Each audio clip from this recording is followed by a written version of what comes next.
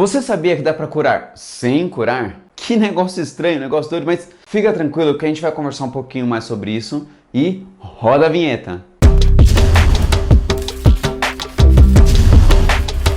Galera, hoje é quinta-feira da nossa Semana Santa, a gente está terminando nossos assuntos, nossas conversas, nossa troca de ideias e lembra que a gente tem orado por muita gente.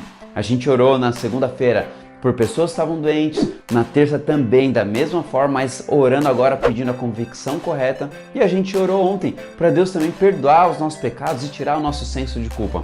E lembra que o texto bíblico base para a nossa semana está lá em Isaías 53, versículo 5, que diz que o castigo que nos traz a paz estava sobre ele e pelas suas feridas fomos sarados.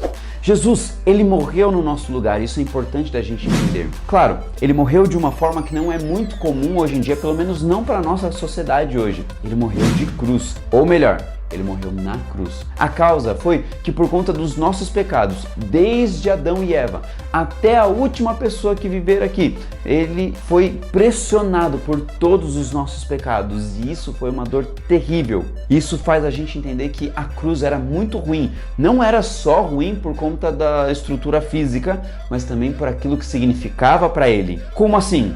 Primeiro, Jesus passou por uma série de chicotadas e depois, para zoarem com ele, zombarem dele, colocaram uma coroa de espinhos para simbolizar como o rei dos judeus. Ele mesmo teve que carregar uma parte da cruz extremamente pesada, fazendo um desgaste muito grande. E quando estava lá, as pessoas ainda continuavam zoando dele. Bom, até mesmo perguntaram assim, se você não é o rei dos judeus, por que você não consegue salvar a si mesmo? E aí a gente entra no texto de hoje que é importantíssimo.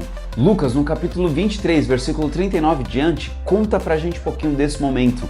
Diz o seguinte: um dos malfeitores crucificados blasfemava contra Jesus dizendo, você não é o Cristo? Salve a si mesmo e a nós também.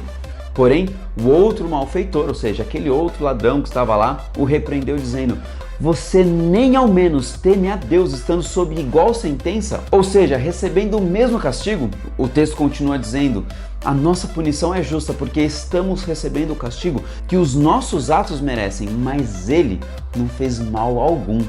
Ele ainda acrescentou, Jesus, lembre-se de mim quando vier no seu reino. E Jesus respondeu, em verdade eu te digo hoje, você estará comigo no paraíso. Sabe, Jesus naquele momento estava recebendo um castigo que não era dele, era nosso.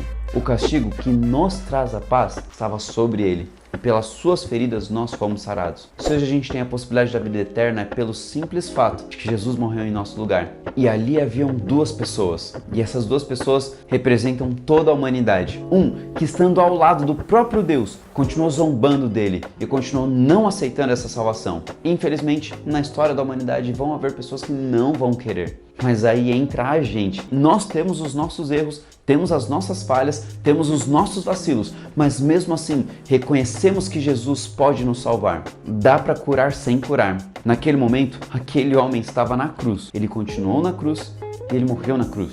Mas Jesus prometeu algo muito maior, prometeu uma eternidade. Às vezes acontecem coisas que não são tão boas na nossa vida. Às vezes a gente passa por aquilo que Davi chama de o vale da sombra da morte. Às vezes pessoas ao nosso redor estão falecendo e isso nos machuca e isso dói. Mas saiba de uma coisa, confie nesse Deus, entregue o seu coração a Deus para que você possa estar na eternidade e ter a possibilidade de reencontrar essas pessoas. Jesus morreu por nós para que pudéssemos viver eternamente ao lado dele. Ainda que não haja a cura, pode haver restauração. Se a gente aceita essa salvação em Cristo, pode ter certeza que a eternidade é garantida. Ora comigo? Deus, às vezes o nosso coração fica apertado pelo simples fato de termos saudade de pessoas que amamos.